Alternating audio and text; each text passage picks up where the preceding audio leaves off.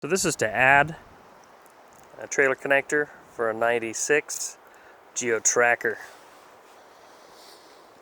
Got a little trailer I want to pull with this thing.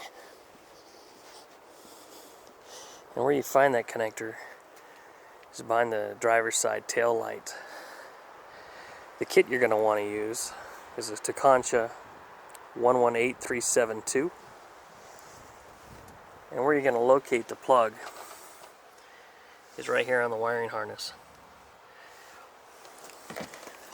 The cover for the speaker just pops off. It's held on by these little clips. So pull that off.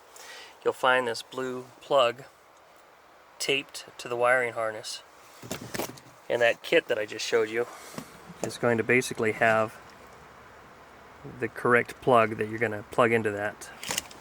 So you'll reroute the cables, run it through the body, and ultimately you can run it down and out underneath the vehicle. Again, this is for a 4-pin flat trailer plug.